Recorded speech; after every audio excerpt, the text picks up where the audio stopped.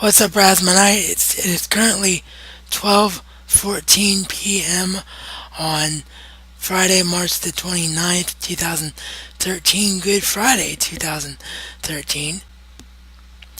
And as you could no doubt gather, I am starting way later than intended.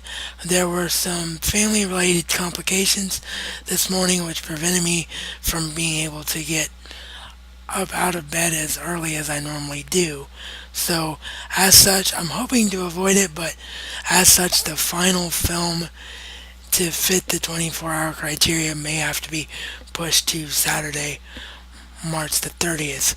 But the plan is to still have this whole thing edited perfectly and up in time to partake in Tattling 76's contest that he is doing, which I forgot to mention yesterday. But YouTuber Tattling 76, he's a great friend of mine. You've seen him send me packages in the past. One of the films from this marathon, as I mentioned earlier, was from him.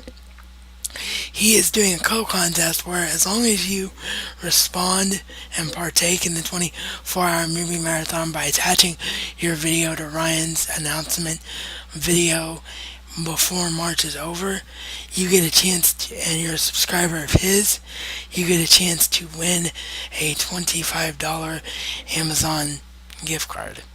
So I think that is pretty awesome of him to do.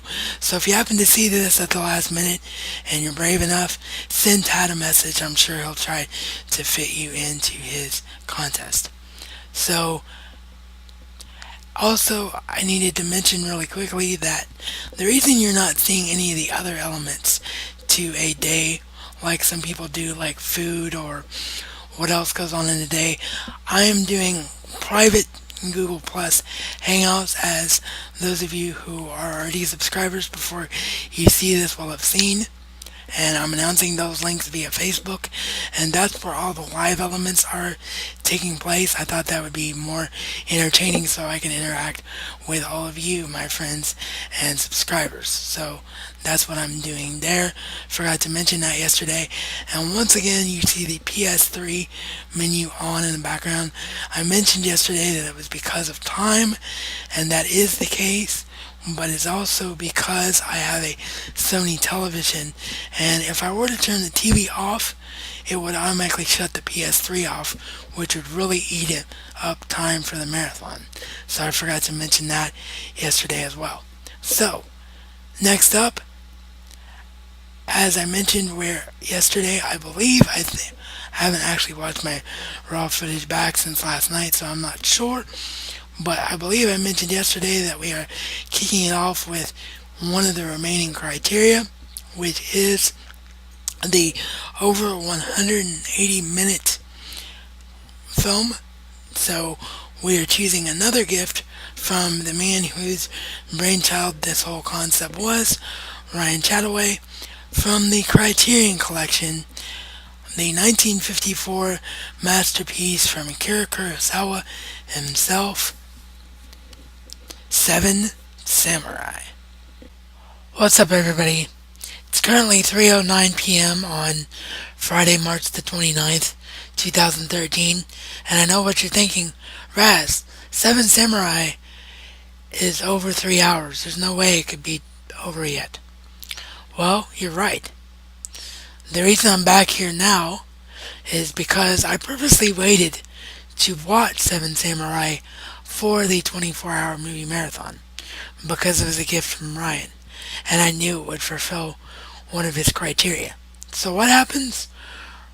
Ryan is sitting there with me in my live hangout that I do as I'm actually watching the films, the non-hangouts on air, and we're watching Seven Samurai, and the freaking disc starts skipping. That's right, I believe I got a damaged copy of the Criterion Blu-ray of Seven Samurai. So, rather than risk me breaking my PS3 by continually trying to play that disc that isn't working properly, I talked to Ryan as he was there in the hangout, and we decided that to meet the 3-hour criteria, I am going to watch this as one film rather than two, the way it's actually meant to be seen anyway.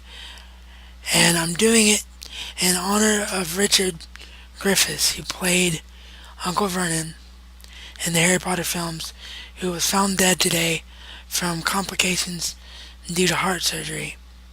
May he forever rest in peace. Harry Potter and the Deathly Hallows Part 1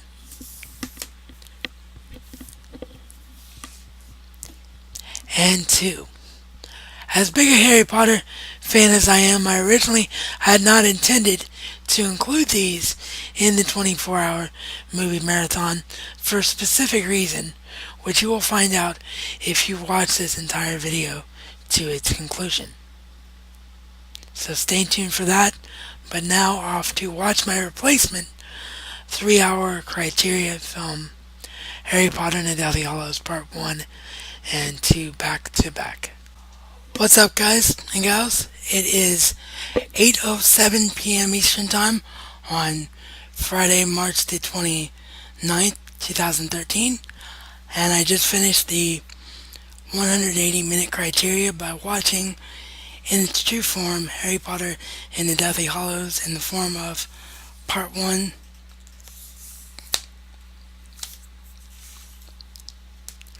and 2 back to back. I've said it before, I'll say it again. Greatest ending in history of literature.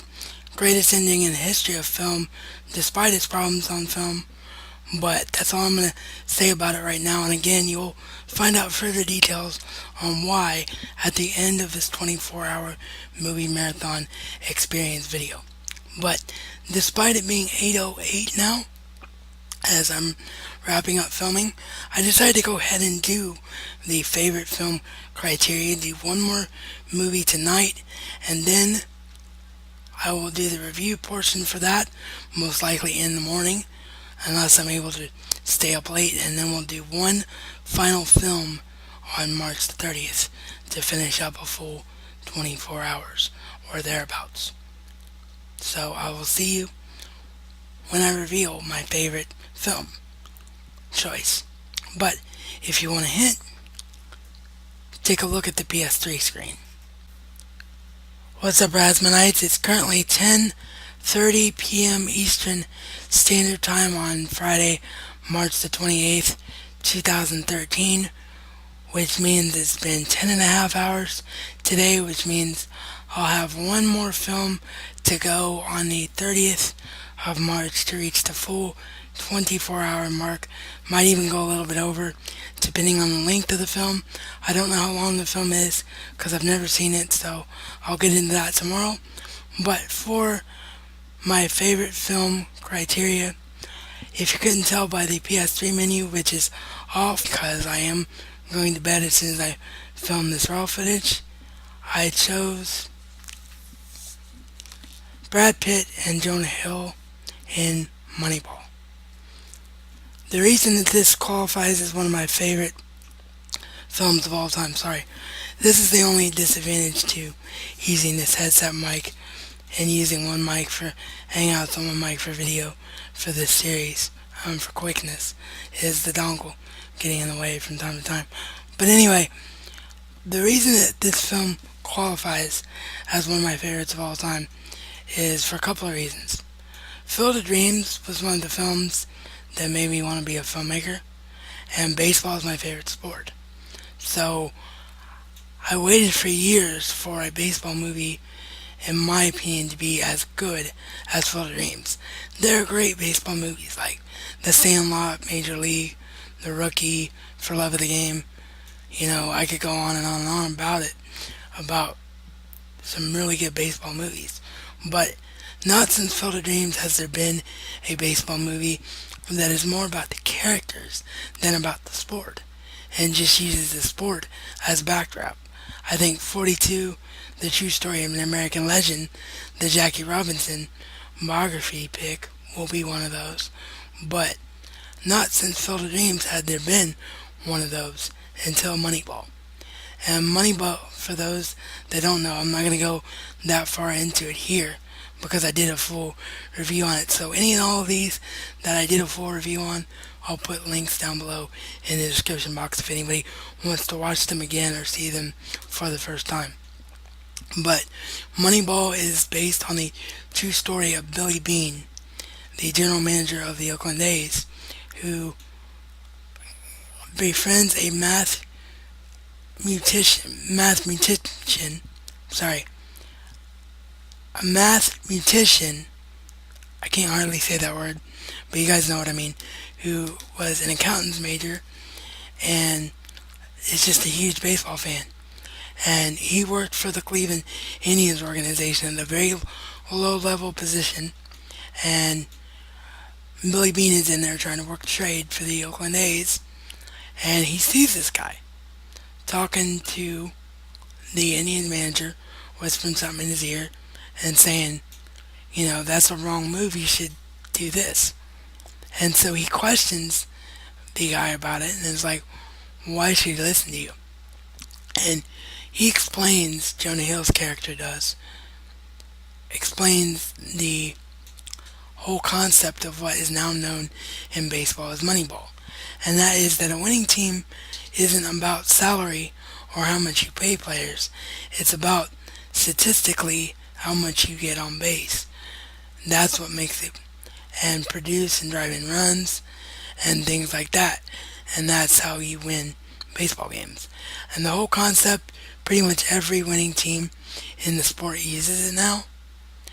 And the good teams took it one step further, like my Reds, who utilize it but also build from within in their organization so that they can replenish players and make trades when they need to trade them.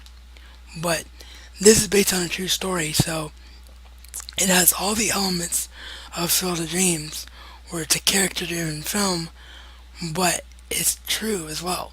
It's not fictionalized like the majority of Field of Dreams is. Even though Felix Joe Jackson was a real player, the majority of Field of Dreams, the story, is fictionalized based on the book Felix Joe. So that's what makes this film so powerful to me, and that's why I love it, and that's why I chose it as my favorite film. So tomorrow, like I said, for the final film to complete the full 24-hour arc, I'm doing a film I've never seen. So I'll see you tomorrow when I review.